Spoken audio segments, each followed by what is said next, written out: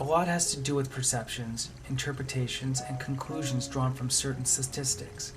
Example, someone wants to immigrate to the US and start a business that caters to Mormons. His clients will be located within 1 hour's travel time of where he starts his business. He reads statistics estimating Mormons comprise 1.5% of the population of the US and makes calculations accordingly. He decides to open the business in New Jersey. His business is not successful. The actual percentage of Mormons in New Jersey is much less than 1.5%. Alternately, had he had known, he could have started the business in Utah. The percentage of Mormons in that state is close to 70%. Had he been seeking more specific statistics indicating the percentages state by state, the outcome could have been dramatically different. The original statistic he read was in one way accurate, but for his purpose and interpretation it was false, misleading, and inaccurate. Referencing statistics that are more specific and detailed and put into proper perspective can be extremely important. It could mean the difference between success and failure and having truthful or false assertions. Such statistics can be considered as accurate, inaccurate, misleading, and false depending on perspectives, interpretations, and conclusions drawn. In this case, if someone just wanted to make comparisons between different countries, the statistics could be considered accurate and helpful. Some statistics regarding African American blacks and criminal activity are alarming. Many people generalize that most have a proclivity towards engaging in criminal activity. According to how some statistics can be interpreted, if you are at a location where numerous African American blacks are present, it would be wise to be extra cautious. Expectations could be that a large percentage has been, currently are, or will be engaged in some type of criminal activity.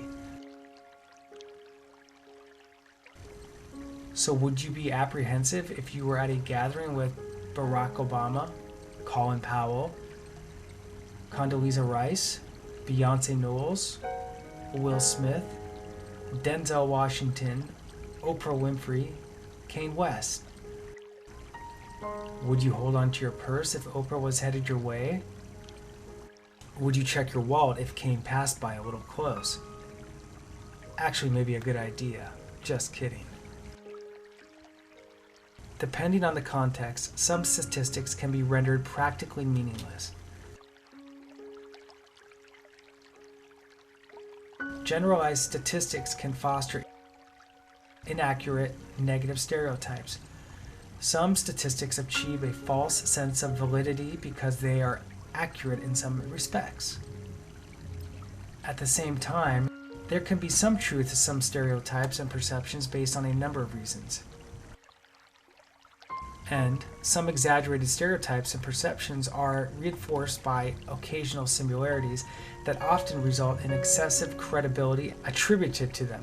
This, especially against some individuals that are perceived by some to reflect characteristics depicted in some stereotypes and perceptions.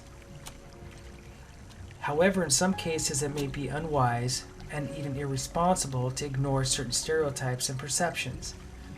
Many people have been unjustifiably accused of racism for being prudent based on partially accurate information. Among statistics, some are simply data of past realities, and some accurately gauge ongoing realities.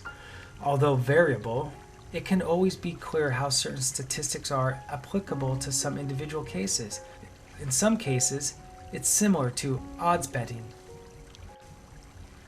Sometimes there is not enough information to put things in a proper perspective.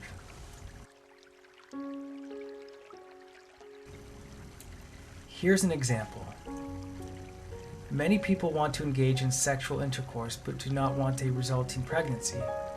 The reasons vary, including dire health concerns, inability to adequately care for any offspring, financial reasons, work or education-related factors, and not having an appropriate relationship with the potential father. In some cases, a pregnancy would be catastrophic. Yet, a large number of unwanted pregnancies continue to occur.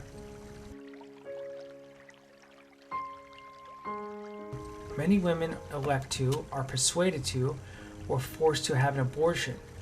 Some have miscarriages, and a few women serious health issues. Some may even die.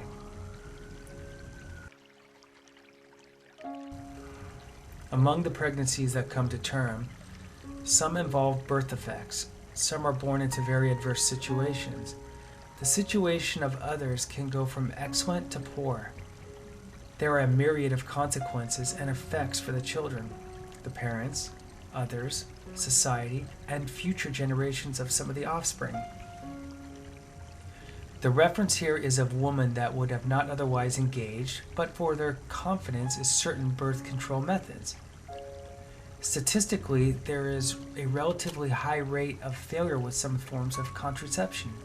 Yet, masses of people appear to be oblivious to the risks and consequences. Some are literally betting with their lives that a contraception device will perform as intended. Some people may purchase a lottery ticket and hope they will win. The odds can be in excess of 1 in 100 million. The statistical probability of a form of contraceptive failing can be more than 1 in 5. It's as though some think it's more likely for them that they will win the lottery than get impregnated while utilizing a contraceptive. Obviously, in some cases, people do not adequately evaluate the available statistical information. Bias can preclude them from getting an accurate perception.